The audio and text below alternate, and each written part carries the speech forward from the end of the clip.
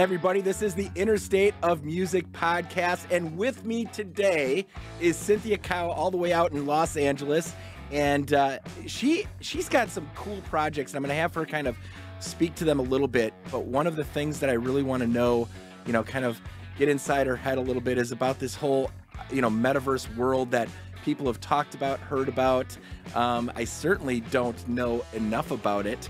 And I'm hoping to find out some information. But Cynthia, welcome to the podcast. And I just want to kind of say, you are into some unique and interesting cutting edge, up with technology projects, and I want you to talk to it. So welcome to the podcast. Thank you for having me, Jeff. Yes. You bet. Love talking about it. Yes. So where are you originally from? So originally I'm from China. Okay. But I came to the United States when I was 12 years old. So I grew up in Los Angeles since So then. you actually came to Los Angeles, stayed in Los Angeles, you're still in Los Angeles. And are you loving Los Angeles? Oh yeah, I love it. It's one of the favorite city. No doubt. And have you gotten a chance to, just kind of travel around to other parts of the country and see what it's all about for you to say that Los Angeles is like as cool as you're saying it is? Yes, I've been to enough places. Yeah. And if you've been to Wisconsin during the winter, this isn't the coolest place to be in the winter. That's for sure. Well, like my hometown is very cold also. So it's like negative 30 degrees Celsius during the winter. Oh, Like, so you get it. I understand that. Yeah, so you totally get it. So tell me a little bit about, what you're doing now. And then I kind of want to find out a little bit about what kind of drove you to go this direction. So tell me a little bit about some of the projects you've got cooking on right now. Of course. So I am the creator of CC is Dreaming, and then she is sort of my metaverse alter ego. She is the metaverse pop star, and then she sings and dances. She is an NFT personality, sing and dance, and can interact with people. And then another project I'm working on right now is called Starseed DAO. And then so it's a DAO you can think of as an on-chain talent label. So it's a talent label, but instead of the executives instead of a very centralized approach, a top-down centralized approach, we are changing the artist development, IP management, and fan engagement to a decentralized bottom-up approach. So the meaning of DAO is people in the community, they get to decide where the organization is going to go. So instead of couple executives decide, okay, this is going to be the star we fund next. It's basically people comes together, they vote on the next star they wanted to fund, and using the community's treasury to fund the artist through the artist development process. So this is a little bit of a play off of, let's go ahead and talk about the talent competitions that are on TV that everybody knows, the American Idol, The Voice, those types of shows where you've got that voting aspect of it. However, on those talent competitions, they're still getting signed to that still typical label that still is what you're kind of saying. It's like, cool, community helps vote who they want to see elevated, but you're saying the community also takes a bigger role into where the funding goes and what gets driven, not just by, getting voted in and then the same producers, the same companies, the same labels, control it again. So yours is that next step. Yeah, exactly. So our mission is to create like a decentralized autonomous organization where community can own, participate, and create, artist and character-based IP, and that becomes as culturally relevant, as I would say Mickey Mouse, or as Ariana Grande, as like Justin Bieber, those type of, like, we're creating the star, but through the community. Yes. No kidding. So where in the heck did you build kind of your groundwork into some of the more, cutting edge, the newest technologies that are out there now? And where did your inspiration come from? So you're a musician, or you a vocalist? Yes, I'm a singer-songwriter. Yes. And how long have you been doing the singer-songwriter thing? Well, all my life, I was a singer since I was 3 years old. I started writing songs since I was 9 years old. And then when I came to the United States, when around 12 years old, actually worked with a person in the Michael Jackson family. We were working on two records, but it didn't end up releasing because my family doesn't want me to go through that route. I came from a pretty traditional Chinese family background, and then it doesn't a career as an artist has never been seen as a good choice. And then to Sure. be honest, I don't think they were wrong. It is really hard to make it in the industry, you know. Oh, very It's few do. And how yeah, much do you actually have the opportunity to make money in the current system? And you hear about a lot of artists trying to self promote using YouTube, using the social platforms to launch their own music, maintain ownership of their own music, and yeah. do it that way. Create their own tours, book their own shows, etc. Where do you find that being different than what you're doing, the self promotion? Because it's the self promotion and the self marketing is very prevalent right now in music. But Yes. where's that difference with what you're doing, where if an artist has their own music, such as yourself, what Mhm. would be the difference of you going to a YouTube or other social platforms? TikTok is obviously doing a lot where you're hearing about musicians in 60-second song clips that they wrote, and all of a sudden these are the new up and coming artists because everybody's all over TikTok right now. Where do you see what you're doing, like kind of take what are those next steps to get people to know about it and kind of I guess buy into the concept? Definitely, definitely. So we're already progressing from a very traditional way where the artist, the only way for them to get heard is to go through the gatekeepers so they can get on TV shows. And then with Web2, with YouTube, with TikTok, with all these kind of new medium comes up, artists get a chance to get in front of the audience without these gatekeepers. But still, the problem is they are getting connected directly on only information level, not on the value level. So what I mean Oh, by yes, that yes, is yes, like yeah. artists drive massive traffic to all these streaming platforms. But then fans are supporting these artists and by viewing their content, but then neither of them are getting the profit. The profit is being extracted by the platform to sell to the advertisers, basically. Right, because So there is the capability of monetizing, but you're saying the monetizing that you've got to really have a strong following to start to monetize on those platforms. And even when you monetize, it's a small fraction of what they should be getting based on, the platforms themselves. exactly. And then, it's streaming is not a way to make a living. I think everybody can make sure of, unless you have millions followers. Right. And then that is rare, like it's one in, Absolutely. Yeah, yes, that is I mean, very rare. Taylor Swift could do it now, but she Yeah. probably couldn't have done it right out of the gate. I mean, Bieber was, big on YouTube, but not big. I mean, he wasn't monetizing on his YouTube, channels and songs. But that's how he got seen, but it's not how he was making money. Yes, exactly. So that's the problem with the current model, like with the current model, artists can only use their content as a means to the end. So like their content is not directly driven, directly profiting. They have to use their content to attract people's attention and then sell some other goods and services. So it's just mainly a means to the end to sell like live ticket concert or merchandise or t-shirts, it's Right, like that. right. Yeah. So what does it take for an artist to determine that they want to do this? And like, what's that step that they have to do? I mean, because this is not something that most musicians are probably comfortable with or know about or understand. How do they stick their toe in the water to see if it's comfortable to them and if it makes sense? And how protected is their music through the process? Yes, exactly. So the difference with Web3 and NFT, the technology is because of the NFT, because of this technology, it used to be like all of our digital content, we cannot verify the authenticity and the rarity of it. It just like, you can have 1,000 copies of Mona Lisa's printed on your wall, but it doesn't worth anything. Right. compared Right. to the real one.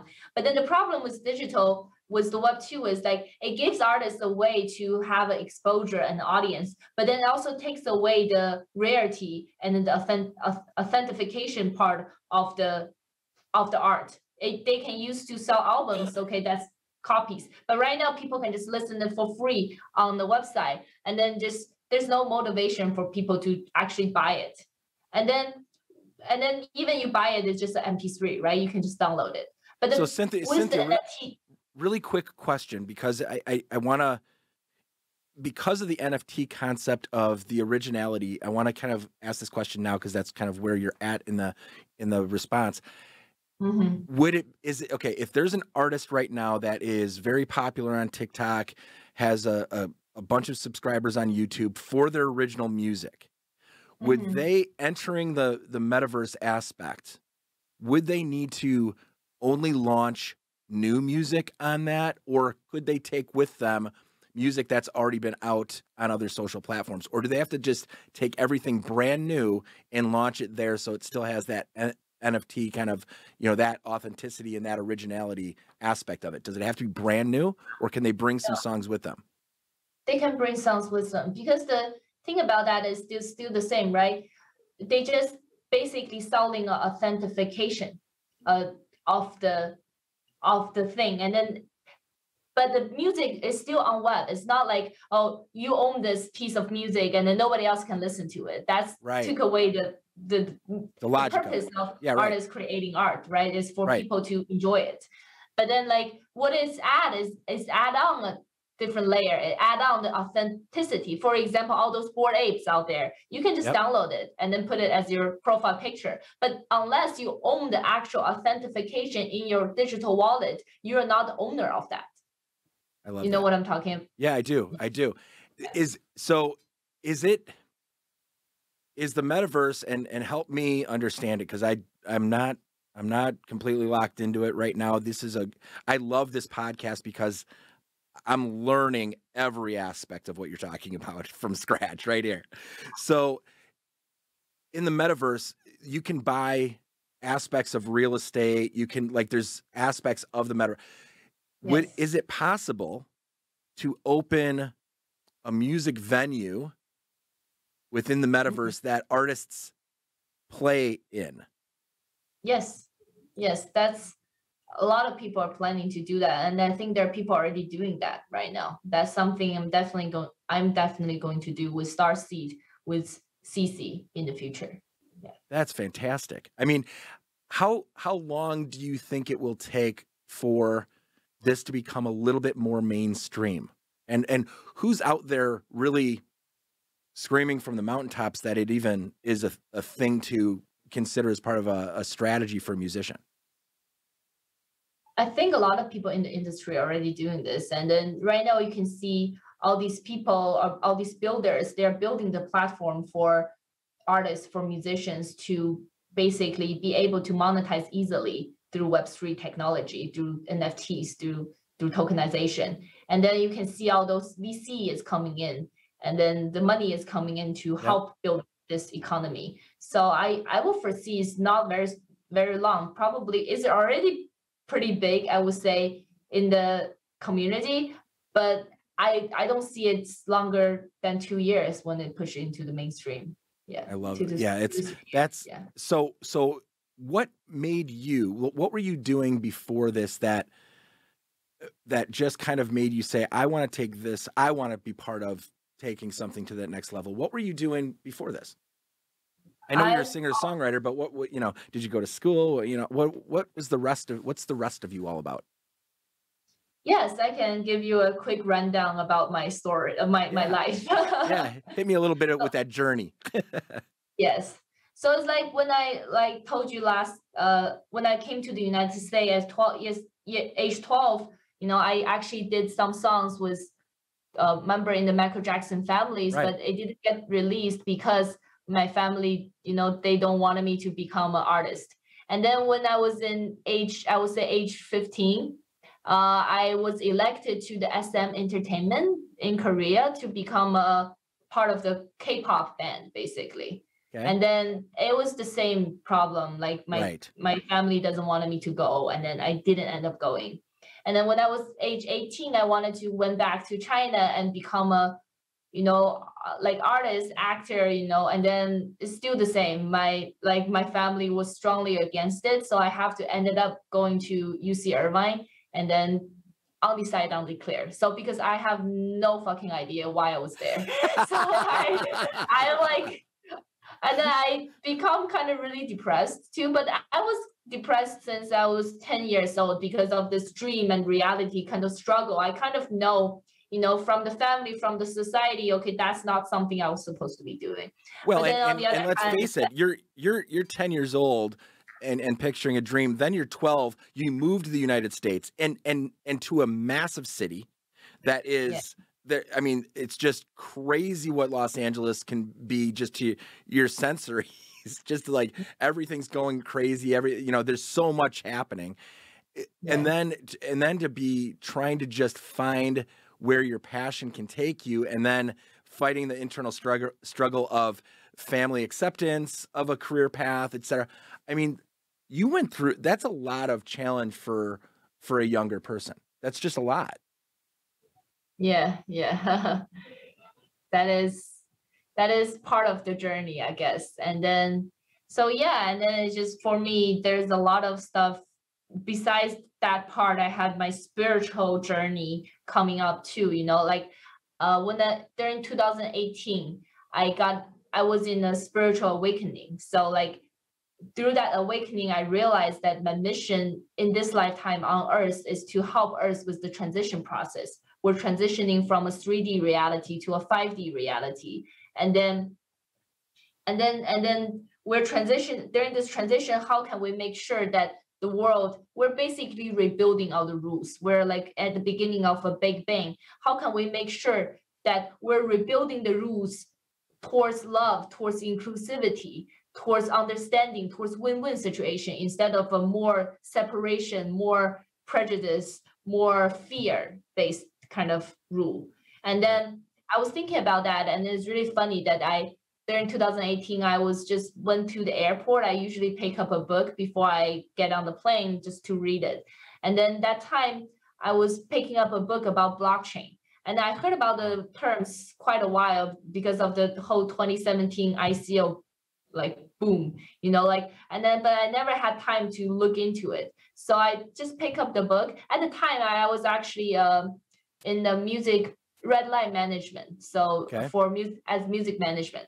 So going back to my own story a little bit is that when I went to college, because my family didn't want me to do music, but I still kind of sneak in through the back door. I start hosting events with other schools, like start hosting all these big DJ parties. We host Bassjackers, Marshmallow, Jaws, like Rehab, Kashmir, all these big DJs. We did all those big music events, like on the school level. And later I took these artists back in China to host like EDM, like festivals, like EDM, like events for these artists.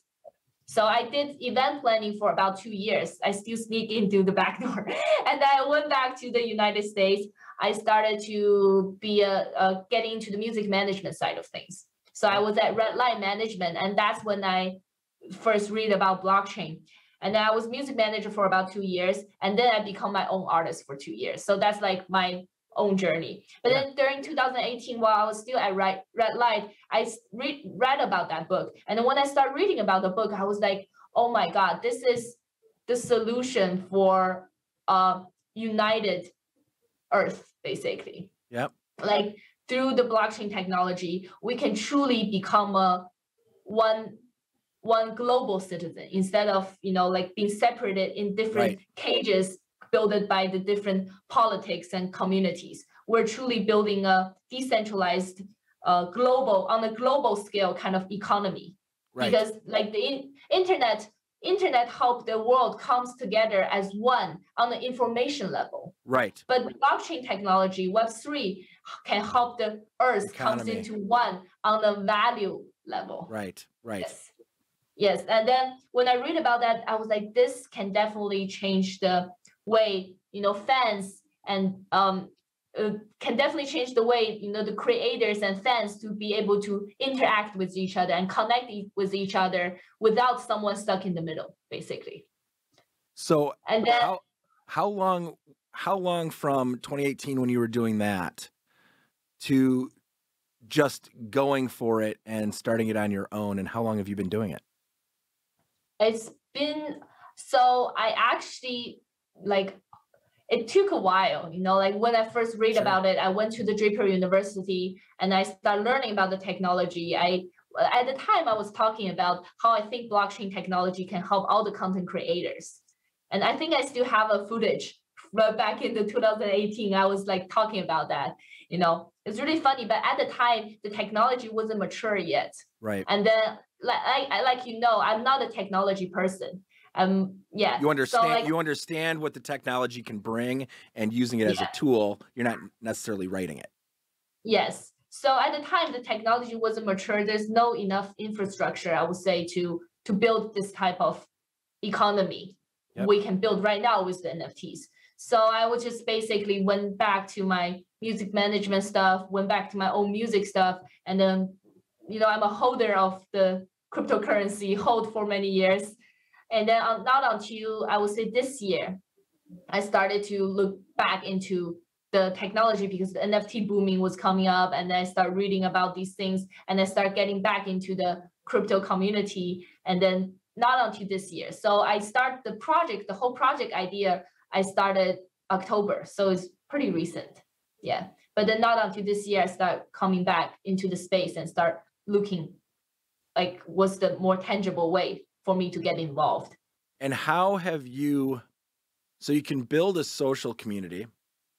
Do you have mentors that you meet with, people that you've helped you create this? Oh yeah, I have very good friends. I would say I'm really, really lucky. I have good friends in both like the crypto blockchain community and a lot of good friends in the entertainment community. They all comes together helping me with this mission I received from God. Yes. Yeah. So what is next? Like what's your personal goal as far as, are you going to try to build your own community of artists that you're helping to manage through this? Are you focused on, like, what's your main focus and goal of taking this to the next level with what you've created so far? Okay, yes. So for Starseed DAO, I'm basically creating an entertainment platform and then utilizing the Web3 technology, utilizing blockchain technology. So fans and artists, they can have a better engagement. So I'm revolutionizing the artist development, IP management, and fan engagement through decentralized autonomous organization governance and token economics. Are you out there scouting musicians, reaching out to musicians and introducing yourself and say, hey, come on over, take a look at this. I'd like to, talk to you about it. Is that part of it? I would say I have a pretty good friend network. So I'm not really worried about that. Yep. Well, at this moment, what I'm focusing on is to test the idea with CC. So I wanted to test with CC to see if I build a community, if I make CC the first community-owned artist character, and then build a DAO around her, and then how does she and her fans gonna be interacting? Because that almost a test market side of things, so that you can, succeed and have your, your roadblocks, your challenges, and you can kind of work through all that, because it's not, you can think it's going to work this way, but until you put it out there, it could go a few different directions, like everything does. So what a great idea. You're going to experience every aspect of it. So CC is going to be the proof of concept I'm testing out.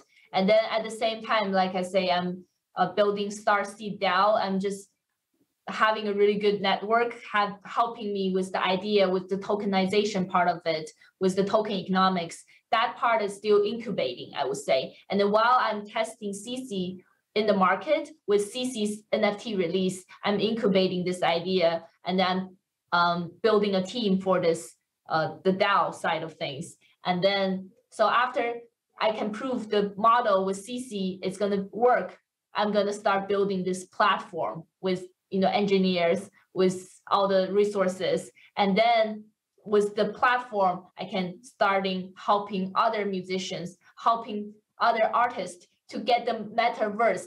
So that's the term I'm like inventing. It's called metaverse artist. It means artists first, they are establishing their metaverse identity, and then they're representing by their metaverse identity, or they just have like a metaverse version of themselves in the metaverse, doing the concert, doing all kinds of things. And then the second is these artists, they're adopting Web3 monetization. So they're co-creating and co-owning their creation with their fans and the community. So it's becoming their fans and their community create this extendable and composable, like creative universe with the artist together. So that's what I mean by a metaverse artist. Yeah, that's fantastic. This is not going to be cheap. Are you going to self-fund? Are you bringing on partners? Like, what does that look like to you as you kind of move forward? Yes. So right now I have some good angels helping me, like supporting the Starseed DAO idea. Yep. And then at the same time, I'm building CC's first NFT collection.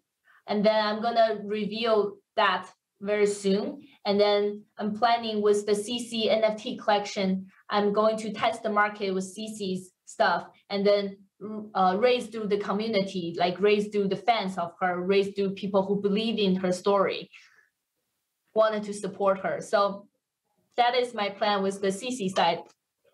And then with the Starseed DAO side, after I can prove CC's model, and then with all the angels, I'm planning to, like I say, I already have a pretty good team, and I'm just planning with CC's model. I'm gonna take Starseed DAO to my other friends, and then they're in the both crypto industry, they're both in the entertainment industry, and then to see if they wanted to support with like VC funds basically, or I might go through the community route also. So it's still TBD, but or both. Power, right? Yeah. I think what I'm gonna do is both. Like with CC, I'm definitely gonna go through the community route, right? Because I want her to be a community-owned character. But with Starseed DAO, I might implementing a idea about progressive decentralization, because with the platform, you kind of need people to make decisions quickly to make it correct. Build the product, build the MVP, build the first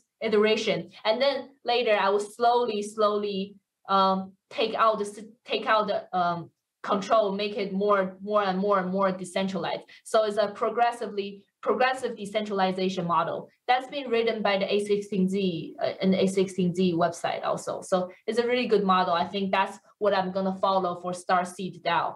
Yes.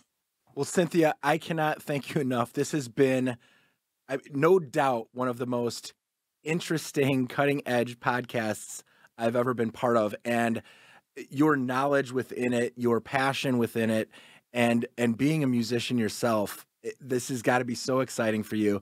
I'm really excited to see what's next for you, and thank you so much for being part of the Interstate of Music podcast. Thank you so much for having me, Jeff. Absolutely. Take care.